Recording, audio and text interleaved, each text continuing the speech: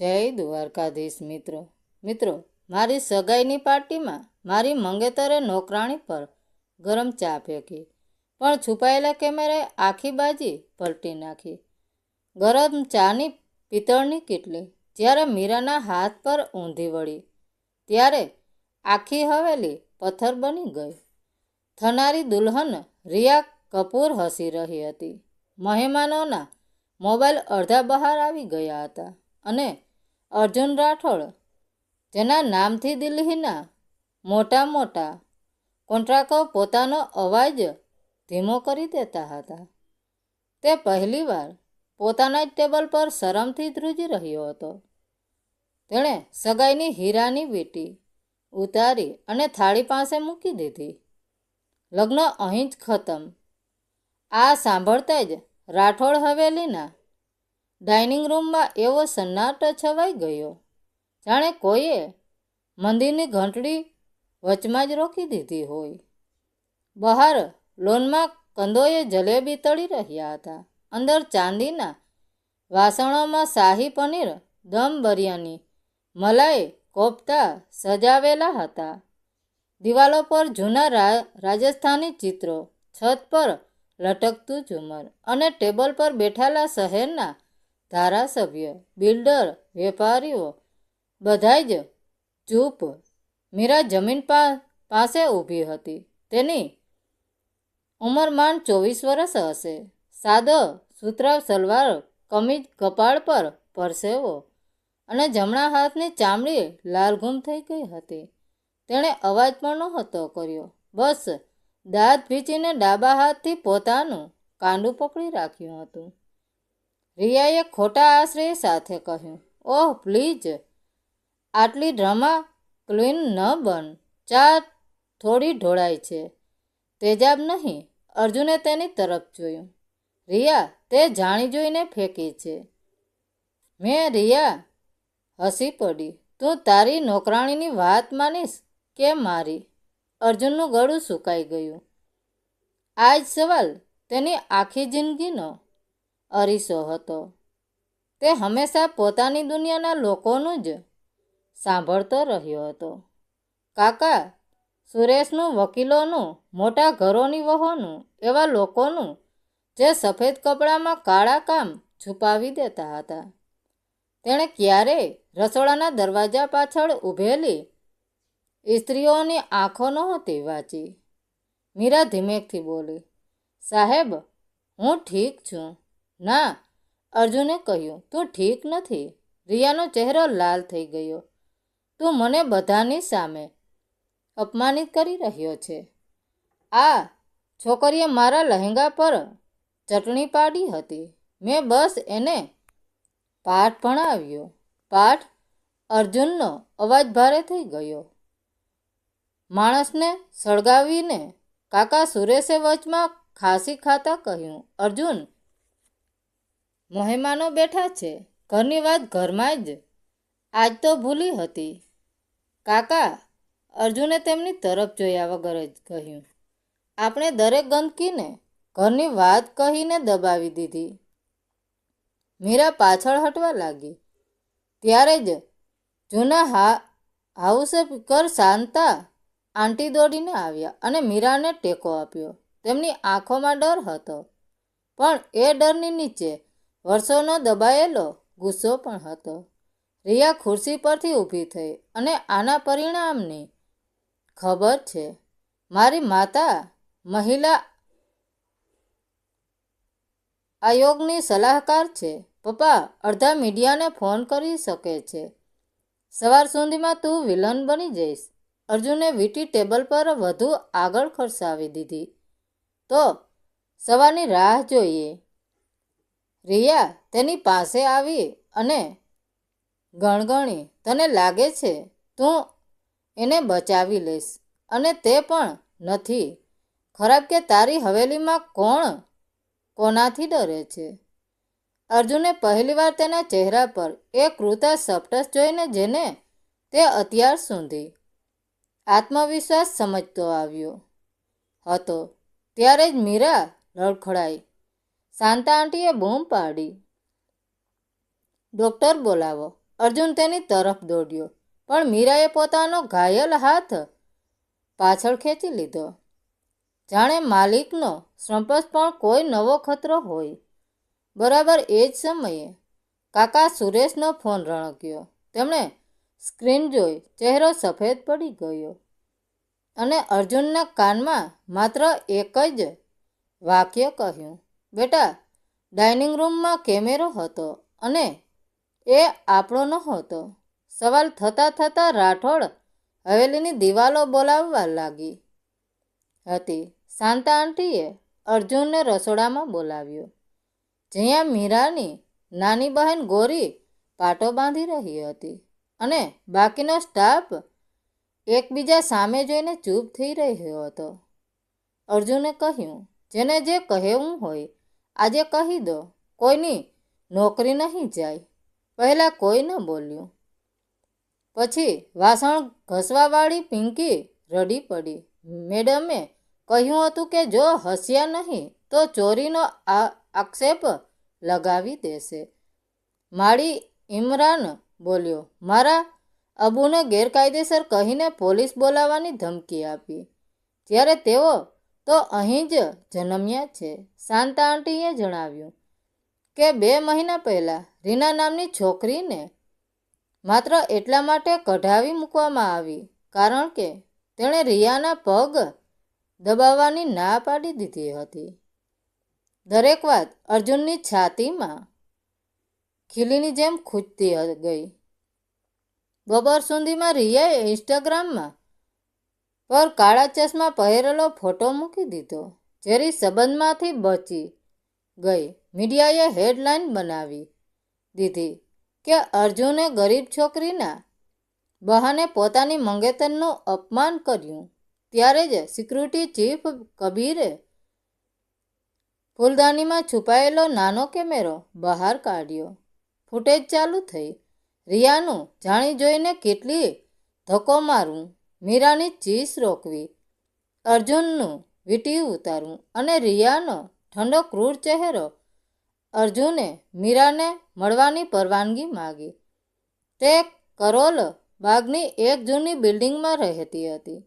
નીચે લોન્ડી અને ઉપર એક રૂમ. ગોરીએ અડધો દરવાજો ખોલીને કહ્યું, જો ડરાવવા આવ્યા હોવ તો આખી ગલી બોલાવી લઈશ. અર્જુને માથું ઝુકાવી દીધું. માફી માગવા આવ્યો છું, મીરા ધીમેકથી બોલી. સાહેબ, મારો કોઈ વાંક નહોતો ને? અર્જુનની આંખો ભરાઈ આવી. વાંક મારો હતો, જે હું અત્યાર સુધી જોઈ ન શક્યો. બરાબર એ જ વખતે રિયાનો ફોન આવ્યો. તેનો અવાજ બરફ જેવો ઠંડો હતો. અર્જુન, કરોલ બાગ વાળી બિલ્ડિંગ સારી નથી. ઉપર 3 માળ નીચે લોન્ડ્રી. સાચું કહ્યું ને? કોલ કપાઈ ગયો અને મીરાના રૂમમાં સોના શ્વાસ થંભી ગયા. રૂમમાં છવાયેલો સન્નાટો કોઈ મોટા તોફાન આવવા પહેલાંની શાંતિ જેવો હતો. મીરાના ચહેરા પર ભય સ્પષ્ટ દેખાતો હતો અને ગોરીએ ધ્રુજતા હાથે દરવાજાની કડી ઝડપથી બંધ કરી દીધી. અર્જુનને સમજતા વાર ન લાગી કે રિયા માત્ર ધમકી નહોતી આપી રહી. તેના માણસો બિલ્ડિંગની આસપાસ જ ગોઠવાઈ ગયા હતા. તેણે તરત જ પોતાનો ફોન કાઢ્યો અને સિક્યુરિટી ચીફ કબીરને કોલ લગાવ્યો. તેનો અવાજ હવે શાંત હતો, પણ એમાં એક ભયંકર દ્રઢતા હતી. કબીર, 10 મિનિટમાં 2 બ્લેક SUV સાથે કરોલબાગની લોન્ડ્રીવાળા લોકેશન પર પહોંચ. કોઈને ખબર ન પડવી જોઈએ કે હું અહીં છું, અને જો કોઈ રોકવાનો પ્રયાસ કરે તો એને રસ્તામાંથી હટાવી દેજે. અર્જુન મીરા અને ગોરી તરફ ફર્યો. મારા સામાન બાંધવાનો કોઈ સમય નથી. તમારે બંનેએ અત્યારે જ મારી સાથે આવવું પડશે. રિયા કઈ હદ સુધી જઈ શકે છે એનો મને હવે પૂરો અંદાજો આવી ગયો છે. મીરા ડરતા અવાજે બોલી, પણ સાહેબ, અમે ગરીબ લોકો છીએ. આ મોટા લોકોની લડાઈમાં અમારો જીવ જતો રહે છે. અમને અમારા હાલ પર છોડી દો. આ લડાઈ હવે માત્ર તમારી નથી મીરા. અર્જુને તેની આંખોમાં જોઈને દ્રઢતાથી કહ્યું, આ મારી પોતાની કાયરતા સામેની લડાઈ છે. કાકા સુરેશે આખી જિંદગી મને ખોટું કરતા શીખવાડ્યું, પણ હવે હું કોઈ નિર્દોષને મારા પપ્પાની પાપની સજા નહીં ભોગવવા દઉં. થોડી જ વારમાં કબીર તેના ચુનિંદા માણસો સાથે પહોંચી ગયો. અર્જુન બંને બહેનોને સુરક્ષિત રીતે ગાડીમાં બેસાડીને શહેરની બહાર આવેલા પોતાના એક ગુપ્ત સેફ હાઉસ તરફ નીકળી ગયો. રસ્તામાં જ અર્જુનને પોતાનું લેપટોપ ખોલ્યું. રિયાએ મીડિયા અને ઇન્સ્ટાગ્રામ પર પોતાની ઝેરી સંબંધોની જે ખોટી વાર્તા ફેલાવી હતી તે પૂરા શહેરમાં આગની જેમ પ્રસરી ગઈ હતી. પહેલું પગલું અર્જુને પોતાના વકીલને કોલ કર્યો. કબીરે શોધેલો પેલો ફૂટેજ સીધો શહેરના સૌથી પ્રામાણિક પત્રકારોને મોકલવામાં આવ્યો. બીજું પગલું અર્જુને પોતાના ઓફિશિયલ સોશિયલ મીડિયા એકાઉન્ટ પર તે વિડીયો અપલોડ કર્યો. તેણે સાથે એક જ લીટીનું કેપ્શન લખ્યું, સત્ય ક્યારેય સત્તાના ડરથી છુપાતું નથી. ડ્રામા કોણ કરી રહ્યું હતું તે આ કેમેરાએ રેકોર્ડ કર્યું છે. તોફાનની શરૂઆત. વિડીયો અપલોડ થતાની સાથે જ ઇન્ટરનેટ પર ધડાકો થયો. રિયાનો વિક્રિટમ કાર્ડવાળો ખેલ થોડી જ મિનિટોમાં ઊંધો પડી ગયો. ફૂટેજમાં રિયાનો ક્રૂર ચહેરો અને મીરા પર જાણી જોઈને ગરમ ચા ફેંકવાનું દ્રશ્ય એટલું સપટસ હતું કે કોઈ સફાઈની જરૂર નહોતી. લોકોનો ગુસ્સો હવે રિયા અને તેના પ્રતિષ્ઠિત પરિવાર ઉપર ઉતરી રહ્યો હતો. મહિલા આયોગમાં કામ કરતી રિયાની માતાને લોકો રાજીનામું આપવા માટે ટોલ કરવા લાગ્યા. સેફ હાઉસ પહોંચતા જ અર્જુનના ફોન પર કાકા સુરેશનો કોલ આવ્યો. તેમનો અવાજ ડર અને ગુસ્સાથી ધ્રુજી રહ્યો હતો. અર્જુન, તે આ શું કરી નાખ્યું ગાંડા? રિયાના પિતાએ આપણા 3 મોટા પ્રોજેક્ટ અટકાવી દીધા છે અને એટલું જ નહીં, એમણે પોલીસ કમિશનરને ફોન કરીને તારા વિરુદ્ધ અપહરણ અને છેડતીની ખોટી ફરિયાદ દાખલ કરાવી દીધી છે. પોલીસ તારી ધરપકડ કરવા માટે વોરંટ લઈને નીકળી ગઈ છે. અર્જુને બારીની બહાર જોયું. સવારનો સૂરજ ઉગી રહ્યો હતો. તેણે હળવા શ્રીમત સાથે કાકાને જવાબ આપ્યો, ભલે આવવા દો પોલીસને. કાકા, આજે પહેલીવાર મેં એવું કામ કર્યું છે જેના માટે મને હથકડી પહેરવામાં શરમ નહીં આવે. અને હા, રિયાના પિતાને કહી દેજો કે અર્જુન રાઠોડની અસલી રમત તો હવે શરૂ થઈ છે. ફોન કટ થયો. અર્જુને પાછળ ફરીને જોયું તો મીરાના હાથ પર ગોરી નવો પાટો બાંધી રહી હતી, પણ હવે તેમની આંખોમાં કાલે રાત્રે હતો તેવો ડર નહોતો. એક નવી હિંમત જાગી રહી હતી. સેફ હાઉસની બહાર પોલીસ સાયરનનો અવાજ ગુંજી ઉઠ્યો. 3 પોલીસ જીપ ધૂળ ઉડાડતી આવીને ઊભી રહી. ઇન્સ્પેક્ટર રાણે, જે રિયાના પિતાના ખાસ માણસ ગણાતા હતા, તેમણે બંદૂક સાથે દરવાજો ખખડાવ્યો. અર્જુને શાંતિથી દરવાજો ખોલ્યો. રાણે એક કડકાઈથી કહ્યું, અર્જુન રાઠોડ, તમારી પર મીરા નામની યુવતીના અપહરણ અને કપૂર પરિવારને બ્લેકમેલ કરવાનો આરોપ છે. તમને અરેસ્ટ કરવામાં આવે છે. અર્જુને કોઈ વિરોધ ન કર્યો. તેણે હસતા મુખે પોતાના બંને હાથકડી માટે આગળ કરી દીધા. પણ અચાનક પાછળથી એક અવાજ આવ્યો, ઇન્સ્પેક્ટર સાહેબ, મારું કોઈ અપહરણ નથી થયું. મીરા દરવાજા પાસે આવીને ઊભી રહી. તેનો અવાજ હવે ધ્રુજતો નહોતો. તેણે પોતાનો પાટો બાંધેલો જમણો હાથ આગળ કર્યો. જે લોકોએ મને સળગાવવાની કોશિશ કરી તેમણે જ આ ખોટી ફરિયાદ નોંધાવી છે. અર્જુન સરે તો મારો જીવ બચાવ્યો છે. રાણાએ ગુસ્સાથી કહ્યું, એ બધું કોર્ટમાં કહે છે છોકરી. અત્યારે મારે આને પકડવાનો ઓર્ડર છે. ત્યારે જ અર્જુને સિક્યુરિટી ચીફ કબીર હસ્યો. ઇન્સ્પેક્ટર સાહેબ, જરા બહાર તો જુઓ. રાણાએ પાછળ ફરીને જોયું તો તેની આંખો પહોળી થઈ ગઈ. પોલીસની પાછળ અડધો ડઝન ન્યૂઝ ચેનલની ઓબી વેન આવીને ઊભી રહી ગઈ હતી. પત્રકારો માઇક લઈને દોડી રહ્યા હતા. કબીરે પહેલેથી જ શહેરના પ્રમાણિક પત્રકારોને સેફ હાઉસનું લોકેશન આપી દીધું હતું. કેમેરાની ફ્લેશ ચમકવા લાગી. એક પત્રકારે બૂમ પાડી, ઇન્સ્પેક્ટર રાણે, શું તમે એ છોકરીની ધરપકડ કરવા આવ્યા છો જેનો વિડીયો આખા દેશમાં વાયરલ થઈ રહ્યો છે? શું તમે રિયા કપૂરના પિતાના દબાણમાં કામ કરી રહ્યા છો? લાઈવ કેમેરા સામે રાણાનો પરસેવો છૂટી ગયો. ખોટા એકાઉન્ટર અને દબાણની વાતો બંધ ઓરડામાં સારી લાગે. મીડિયા લાઈવ ટેલિકાસ્ટ સામે નહીં. તેણે ચૂપચાપ હાથકડી પાછી ખિસ્સામાં મૂકી દીધી. સત્યનો વિજય. તે જ સાંજે બાજી પૂરી રીતે પલટી ગઈ. મીડિયાના ભારે દબાણ અને વાયરલ વિડીયોના પુરાવાના કારણે હાઈકોર્ટે સુઓ મોટો સંજ્ઞાન લીધું. રિયાના પિતાનો રાજકીય પ્રભાવ પોતાના મહેલની જેમ તૂટી પડ્યો. મહિલા આરોગ્યના સલાહકાર પદેથી રિયાની માતાને રાતોરાત સસ્પેન્ડ કરવામાં આવ્યા. રિયા પણ હત્યાના પ્રયાસ અને જાતિવાદી અપમાનનો નોન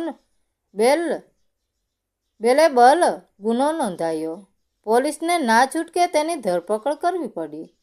જ્યારે રિયાને પોલીસ સ્ટેશન લઈ જવામાં આવી રહી હતી ત્યારે તેનો અહંકાર અને બનાવટી આત્મવિશ્વાસ આંસુઓમાં ધોવાઈ ગયો હતો. કાકા સુરેશે પણ હવે અર્જુન સામે હથિયાર હેઠા મૂકી દીધા હતા. રાઠોડ પરિવારના જે કોન્ટ્રાક્ટરો પહેલાં અર્જુનથી ડરતા હતા તેઓ હવે તેની ઈમાનદારીનું સન્માન કરવા લાગ્યા હતા. 6 મહિના પછી દિલ્હીની રાઠોડ હવેલી હવે પહેલાં જેવી ડરામણી કે ભેદી નહોતી લાગતી. ત્યાંથી જૂના કાળા કામોની ફાઇલો હટાવી લેવામાં આવી હતી. હવેલીના એક મોટા હિસ્સાને અર્જુને નવી દિશા ફાઉન્ડેશનમાં ફેરવી નાખ્યો હતો. આ સંસ્થા ગરીબ અને શોષિત મહિલાઓને કાનૂની મદદ અને રોજગારની તાલીમ આપતી હતી. ઓફિસની અંદર એક કાચની કેબિન હતી. કેબિનની બહાર નેમપ્લેટ પર લખ્યું હતું, મીરા ચીફ સુપરવાઇઝર. મીરા હવે સુતરાઉ મેલા કપડામાં નહીં પણ એક વ્યવસ્થિત યુનિફોર્મમાં હતી. તેના હાથ પર દાજિયાનું નિશાન હજુ પણ હતું, પણ હવે તે તેને છુપાવતી નહોતી. એ નિશાન તેની લડાઈ અને જીતની નિશાની બની ગયું હતું. અર્જુન કેબિન પાસે આવ્યો અને હળવેકથી કાચ પર ટકોરા માર્યા. મીરાએ ઊંચે જોયું અને શ્રીમત કર્યું. સર, નવી બેચની ફાઇલો તૈયાર છે. અર્જુને હસીને કહ્યું. મીરા, મેં તને કેટલી વાર કહ્યું છે કે મને સર ન કહે. આપણે હવે એક જ ટીમના સાથી છીએ. મીરાએ પોતાના લેપટોપની સ્ક્રીન બંધ કરી અને પૂરા આત્મસન્માન સાથે અર્જુનની આંખોમાં જોઈને કહ્યું. ચોક્કસ. અર્જુન ડાઇનિંગ રૂમમાં ઢોળાયેલી એ ચાએ એક અહંકારી સામ્રાજ્યને સળગાવીને ખાક કરી નાખ્યું હતું અને એ રાખમાંથી એક નવી સ્વચ્છતા શરૂઆતનો જન્મ થયો હતો. મિત્રો, વાર્તા કેવી લાગી? સારી લાગી હોય તો કોમેન્ટ કરીને જરૂર જણાવજો. ધન્યવાદ મિત્રો. રાધે રાધે. જય દ્વારકાધીશ.